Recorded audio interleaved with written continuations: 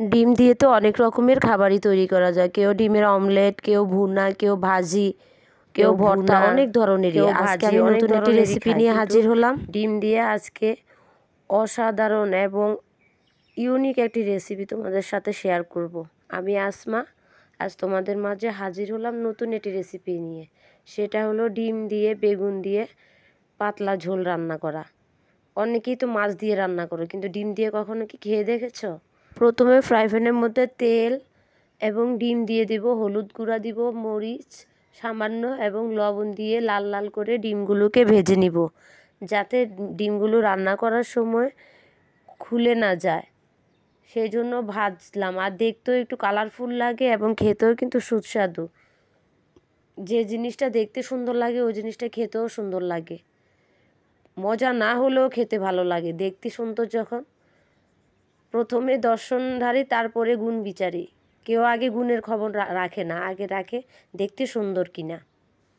তারপরে ভালো করে লাল লাল করে ভেজে উঠিয়ে ফেলবো।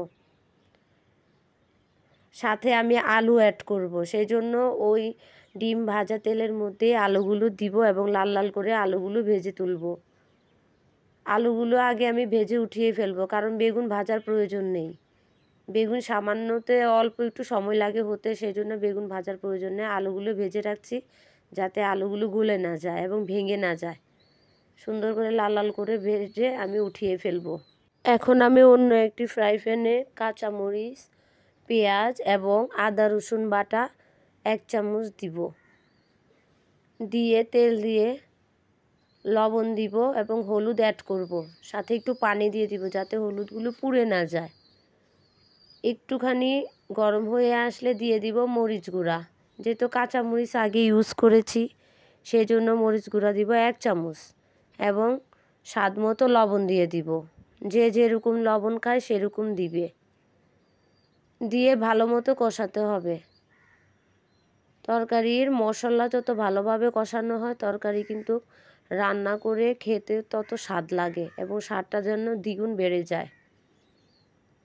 তারপরে দিয়ে দিব আলুগুলো।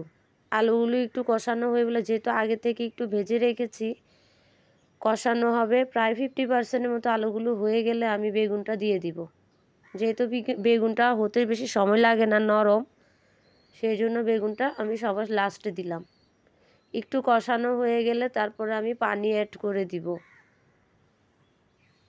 পানি এমনভাবে দিব যাতে ঝোলের পরিমাণটা কিছু পাতলা পাতলা থাকে, সেই জন্য পানির পরিমাণটা একটু বেশিই দিতে হয়। মশলাটা যখন একটু ভালোভাবে কষানো হয়ে যাবে তখন আমি পানি অ্যাড করে দিলাম। তারপরে ভালো মতো নাড়াচাড়া করার পরে যখন একটু বলক আসবে তখন আমি ভাজা ডিমগুলো দিয়ে দিব। যেহেতু বেগুন তরকারি হতে তেমন সময় লাগে না, তার মধ্যে আলু আগে থেকে ভেজে রেখেছিলাম এবং কষানোর সময় আলুটা আগে দিয়েছি এবং প্রায় 60% আলু হয়েই গেছে। এখন বেগুন দিয়ে দিলাম, সাথে দিয়ে দিলাম বলক আসার পরে একটু ডিমগুলো দিয়ে দিলাম। একটু নেড়ে ঢেকে দিব। 10 মিনিট রাখলে হয়ে যাবে।